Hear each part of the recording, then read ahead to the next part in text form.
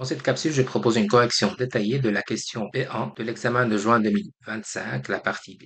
La question est intéressante, il s'agit d'un problème qui va relier les nombres complexes aux suites. Premier conseil, vous prenez toujours votre temps pour lire l'ensemble des questions, comme ça vous avez une idée sur l'ensemble, et démarrez ensuite dans un deuxième temps, étape par étape. Commençons par la première question. On vous donne une suite de nombres complexes, notez Zn. Son terme général, le n est un entier. Première question vous demande de représenter graphiquement les 4 premiers termes de cette suite. Dans quel plan? C'est dans le plan complexe. Je rappelle la structure de ce plan complexe. Il s'agit d'un plan, d'un repère classique. Les abscisses, c'est la partie réelle d'un nombre. Les ordonnées, c'est la partie imaginaire. Et un point a plus ib, son abscisse, c'est juste sa partie réelle. Son ordonnée, c'est juste sa partie imaginaire. Voilà l'idée. Pour représenter les 4 termes, tout d'abord, il faut les calculer. On remplace n respectivement par 0, 1, 2, 3. Donc j'ai fait le calcul, ça fait 4, ça fait 2i, ça fait moins 1, ça fait moins 1 demi. Chaque résultat va être décomposé en partie réelle et en partie imaginaire. Par exemple, le 4, sa partie réelle, puisque c'est un réel, c'est 4. Sa partie imaginaire, c'est 0. Le 2i, c'est un imaginaire pur. Donc sa partie réelle, c'est 0. Sa partie imaginaire, c'est 2. Le moins 1, c'est un nombre réel. Donc sa partie imaginaire, c'est moins 1. Sa partie imaginaire, c'est 0. Finalement, moins 1 demi. Sa partie réelle, c'est 0. Et sa partie imaginaire, c'est moins 1 demi. Ça, c'est notre plan complexe. Ça, c'est la partie réelle.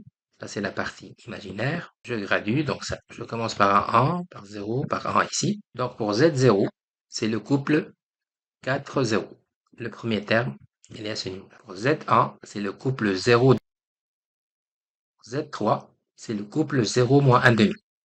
Alors, je m'arrête ici 2 secondes, juste pour voir un peu comment ça se passe sur la suite de la construction.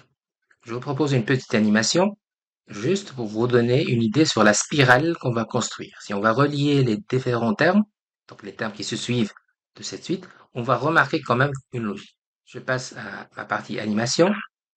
Ça, c'est mon Z0. Donc, point de départ, c'est Z0. On voit bien un point 4, 0. Je relie ce premier point au terme qui le suit. Donc, c'est un segment. Je fais la même chose pour le terme qui suit. Je passe maintenant à la question numéro 2. Juste pour illustrer l'animation, ça c'est en fait c'est la spirale qui se construit autour de cette suite. On vous donne une information complémentaire. La distance entre deux points dans le plan complexe, c'est juste le module de la différence entre ces deux nombres constants ici. Les deux barres verticales, c'est pour envoyer vers la partie module de votre couple. Je rappelle quand même deux propriétés. Quand on a un nombre complexe sous forme algébrique a plus ib, ça c'est son module. Et quand on a le module d'un produit, c'est juste le produit des modules. On vous demande de calculer une distance qui représente la différence finalement entre Z0 et Z1 en termes de modules. Et le résultat, on le dirige, ça doit être 2 racines carrées de 1, par définition, c'est le module de la différence. Je remplace par la valeur obtenue pour Z1 et Z0. Je suis dans ce rappel, je cherche ce module.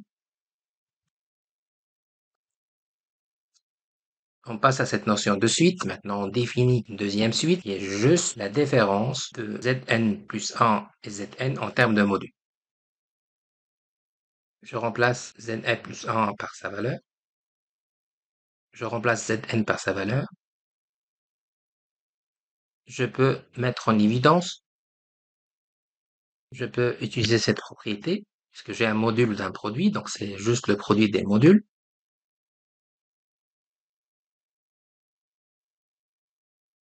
C'est juste le module de i à puissance n, et le module de i, c'est juste le 1.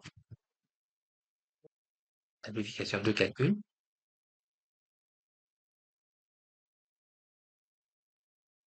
Voilà le résultat. Je passe à la question D. On définit maintenant la somme de n premiers termes. C'est clair, ça représente graphiquement la longueur de cette spirale. D'après la question C, je peux tirer une forme récurrente de n. Je remplace. Je peux mettre en évidence.